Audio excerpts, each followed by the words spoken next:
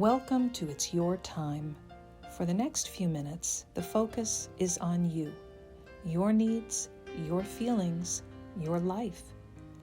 It's wonderful that in this moment, you've chosen to make yourself a priority.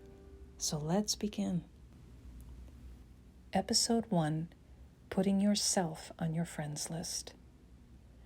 Social media has extended the circle of relationships to a capacity that's limitless.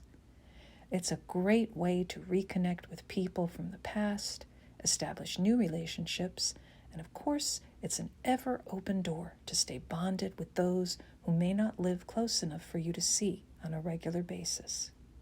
Simply put, social media provides access. Celebrations, news of the day, a quick check-in, and yes, even loss of life. They're all part of the community fabric created on all the varied platforms of social media. So what does that mean for you? You scroll up, down, and all around. In a series of moments, you're absorbing the happy, the sad, the angry and anxious, the frustrated and relieved, the amused, the curious, the furious, and so on and so on. Continued connectivity means you're holding space for it. Somewhere inside of you are elements of what you saw, read, and heard. It's in there, whether you're conscious of it or not.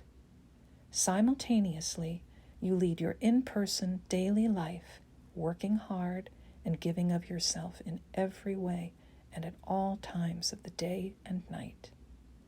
Often, your compassion/empathy/being proactive meter is pinned as far as it can go, and admittedly, it can all be really exhausting. Have you ever asked someone, "What are you doing for yourself?" Well, I'm going to ask you, what are you doing for yourself? If you made a list of how you actively support other people, what would that look like? You would contact them in a variety of ways through calls, emails, texts, etc. You show up, both literally and figuratively. But what is the content of your contact? What do you say and what do you do? Ask yourself, how do I support others? Let's give that question about 10 seconds for you to consider.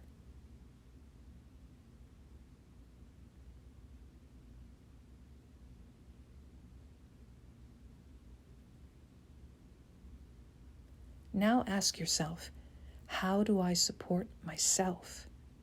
And let's give that 10 seconds.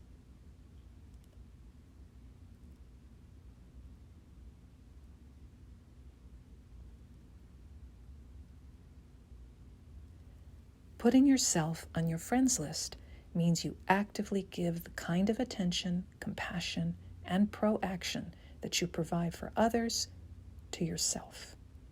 Now, I don't mean texting yourself, although jotting down your feelings somewhere on a regular basis has been proven to be a healthy way of providing a specific outlet in order to offload emotional burdens.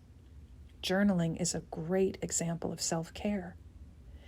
But how do you get to the point where choosing journaling or any other specifically chosen form of self-care is a regular part of each of your days? And how, when faced with sadness, pain, fear, or any other difficulties, how do you sustain that self-care in the midst of it all?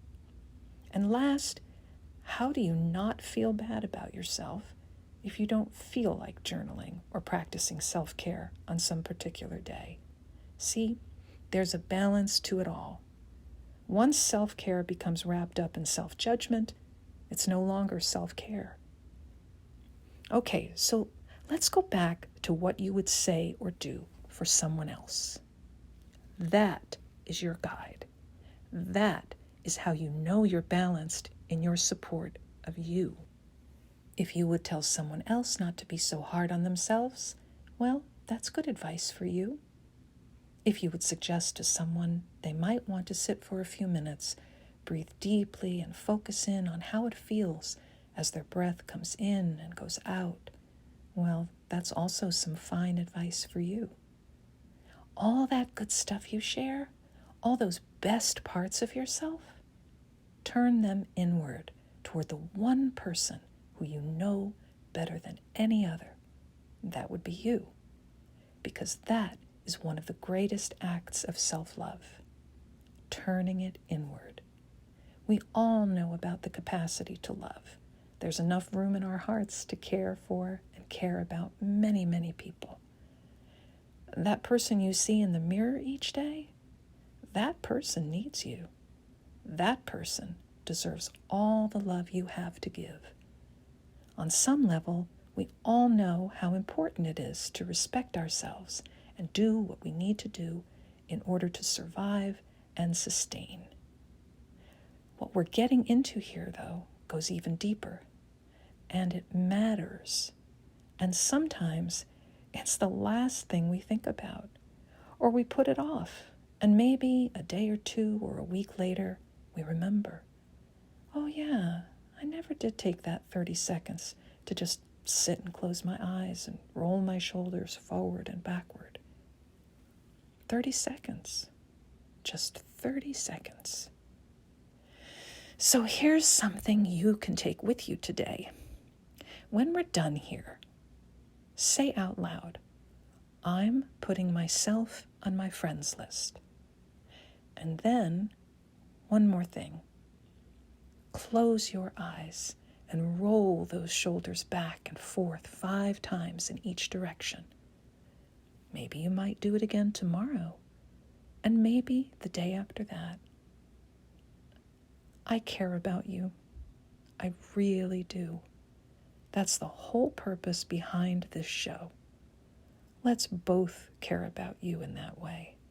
So much that even a small act of self-care becomes part of your day every day, like brushing your teeth, drinking lots of water, and taking those deep breaths in and out and in and out.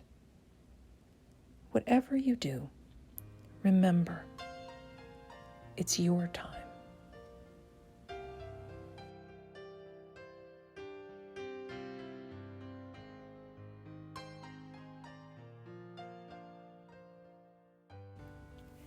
This has been It's Your Time with Stacy Beyer. I hope you'll join me on Friday, December 11th, 2020 at 12 noon Eastern Time. Take care.